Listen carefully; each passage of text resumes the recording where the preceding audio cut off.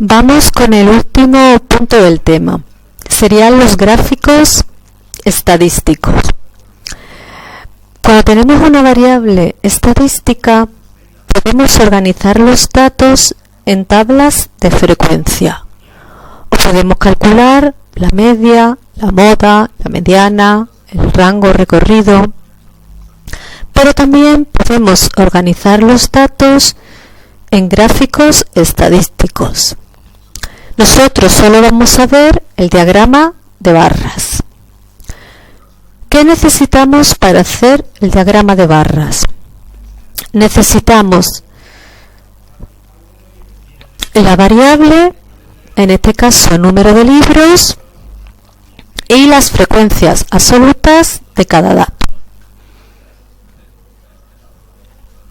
Primero, representamos en el eje horizontal, ordenados de menor a mayor, los números de datos, separados por la misma distancia. En este caso sería 1, 2, 3, 4, 5, 6.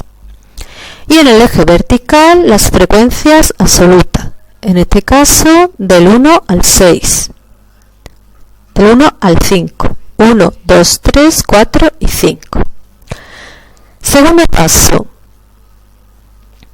Levantamos una barra de la misma anchura en cada dato. Y la altura será la frecuencia absoluta de ese dato. Aquí levantamos la altura de el dato 1, frecuencia 3. Aquí sería de 4. Aquí 1, 3, 1, 5 y 4. Y a este gráfico se le conoce como diagrama de barras.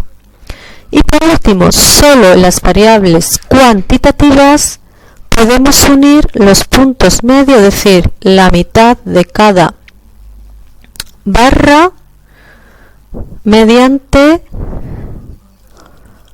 líneas rectas, que es lo que llamamos el polígono de frecuencias. Luego, un diagrama de barras es un gráfico en el que se representa los datos de la variable y sus frecuencias absolutas. Ejemplo 13. Se ha realizado un cuestionario a 30 personas en el que se preguntaba por el número de televisores que tienen en casa y se obtienen la siguiente respuesta.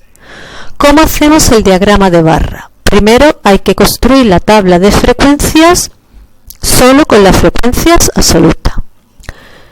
En el eje horizontal, los datos que varían del 0 al 4. En el eje vertical, las frecuencias absolutas que llegan hasta 10. Luego aquí dividimos el eje horizontal a la misma distancia todas las barras con los datos 0, 1, 2, 3 y 4. Y levantamos en cada dato una barra con la altura, su frecuencia absoluta. Y así obtenemos el diagrama de barras. Si la variable es cualitativa, se hace igual. Los resultados de una encuesta realizada a 20 personas sobre cuál es la principal actividad que lleva a cabo en su tiempo libre ha sido la siguiente. ¿Cómo elaboramos el diagrama de barra? En el eje horizontal escribimos las distintas modalidades de la variable. Amigos, deporte, idiomas, cine y lectura. A la misma distancia. Y en el eje horizontal hay que contar las frecuencias absolutas. De amigos aparecen 6, luego levantamos una barra de altura 6. En deporte aparecen 5, una barra de altura 5. Y así en todos los demás, y ya tenemos el diagrama de barras. ¿Qué ocurre si nos dan la tabla de frecuencia? Porque tenemos más trabajo hecho. No hay que contar los datos. Ejemplo 15. Tenemos una variable cualitativa. Naranja, manzana, pera, plátano, el tipo de fruta. Y las frecuencias absolutas. En el eje horizontal escribimos los distintos